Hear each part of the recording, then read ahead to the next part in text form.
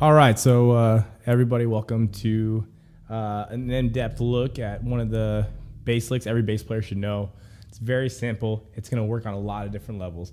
I did this technique on Sean Daniels' YouTube channel, so if you haven't checked it out, definitely do like and subscribe to his channel because without him, I probably wouldn't even be doing any of this. So definitely check that out. But I want to take an opportunity to kind of break it down even more and talk about some of the nuances of the groove and how it can work on a lot of different levels. So it's really, really simple. I'm going to play it on an octave, and here it goes.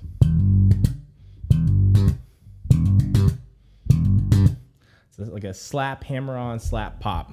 So I'm just doing an octave on G.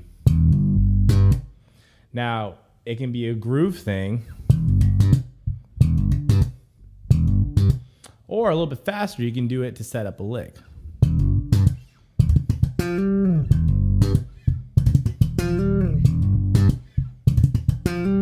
Same exact thing, play with a little bit of the emphasis a little bit differently, so it's kind of setting something up entirely. The first one is as a groove.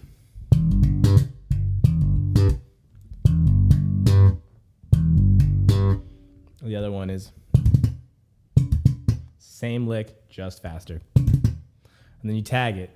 Tagline in this case is just a little hammer on a full step. Just F to G.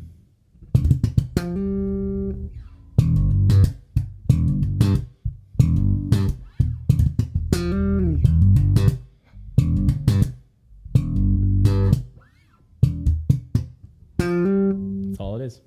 That's all it is, but you'd be surprised when you break down your favorite bass player's licks.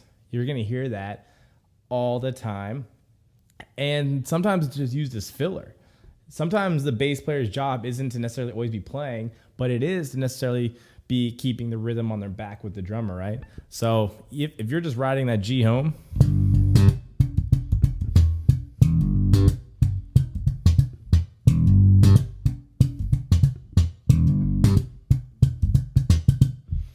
that's all it is. A little fun at the end, switching it up a little bit. But that might just be your job.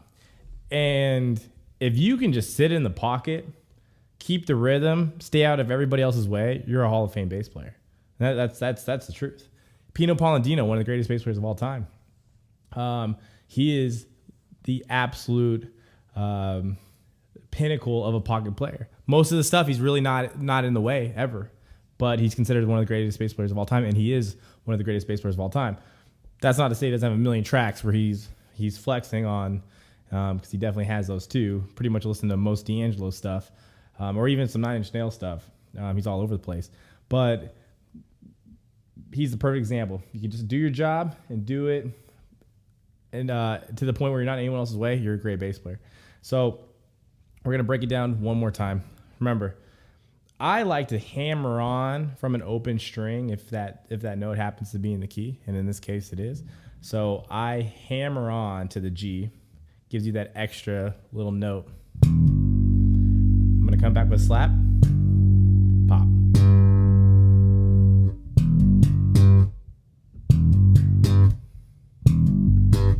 It's really important that you kind of get that feeling down everywhere. So even on higher strings, you're just going to do the exact same thing, but instead of popping on the first and third string, you're doing it on the second and the fourth.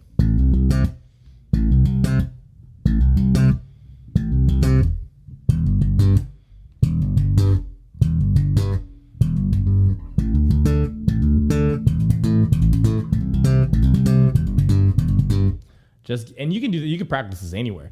The reality is, a lot of bass playing techniques, especially as it deals with the right hand, I got used to it not by playing bass, but for the other 22 hours in the day that I wasn't playing bass, and I was driving down the street on the steering wheel, just or whatever you're doing at the end. And when I was in school, at the edge of my desk, it's nice and thick like a bass string would be, and it has no flex, so it makes you get good at it. You can practice these techniques all the time, and really the time you're spending on these things, where it's not even a conscious thing, you're just doing on your knee, or you're doing it on a steering wheel, or you're doing it on a desk. These will accumulate those hours that it takes to get the technique down perfectly. So when you are on a bass again, you'd be surprised how quickly these things come to an actual presentable option for your bass playing. Very simple. And you'll hear like some great bass lines, especially coming out of like the early 2000s from like the Incubus's and the 311s, and where a lot of younger bass players heard their first like slap stuff. A lot of it is just filler, and that's not a bad thing. That's the reality, is the muting version of that lick. It's just filler and it sounds awesome because you're not in anyone's way, but you still hear that there's something predominant happening with the bass guitar. And it's hard to be a busy bass player without being in somebody else's way. And the job is to always serve the song. So it's important that you learn these little things that might actually help you out in the mix while not taking it over, if that makes any sense at all. So again, I'm gonna do it with the hammer on.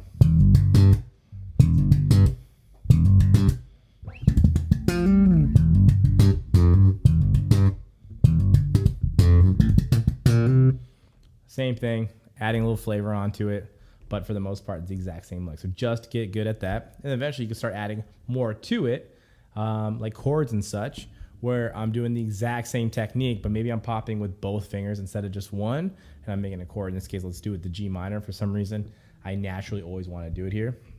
So I'm hammering onto that G with a, I'm gonna slap, hammer on slap again. But this time I'm going to pop both strings on 3rd fret on the D and G string. Much bigger sound. And this is popping chords like that is a very Les Claypool kind of thing. Also one of the greatest slap bass players of all time, or just bass players as a whole. So we're gonna mess with that.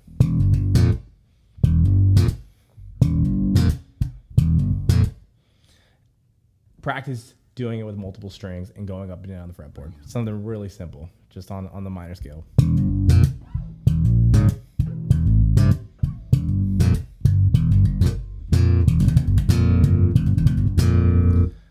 Big Les Claypool look, and I'm just doing the same thing multiple times before the pop, and that's just hammering on hammering on slap 3 times, and then popping, but fast.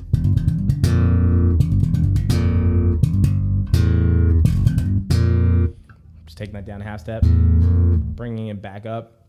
It's a very Les Claypool Primus thing to do, is play with those half steps, coming off of it and resolving back on.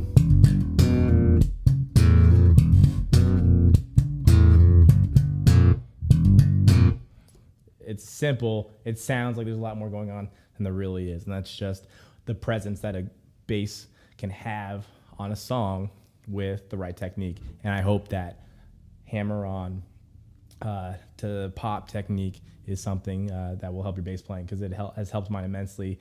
And it works on all basses, 5-string, 4-string, 6-string, whatever. In fact, on a 4-string, it seems to be the toughest because there's more space. There's more space for you need to cover because the distance between your strings is greater than it would be on a bass that has more strings. So practice it, doesn't matter what bass you have. This is accessible kind of for all skill levels. And maybe you don't have the dexterity in your left hand yet to be all over the fretboard if you're brand new. But that's okay, because this video is really about the right hand, isn't it? Slap, hammer on, slap, pop. It's a great way if you want to get into slap bass playing, or if you're already a slap player and you're just trying to look to add some textures and some more rhythm to your slapping. It all lies in the right hand.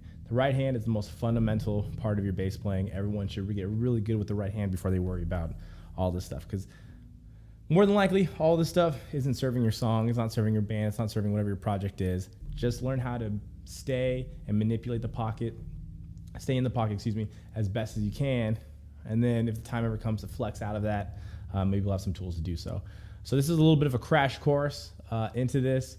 If you have any questions, obviously drop them in the comment field. I'm always very active in those, or feel free to get to me directly. Follow me on Instagram, cody.cook.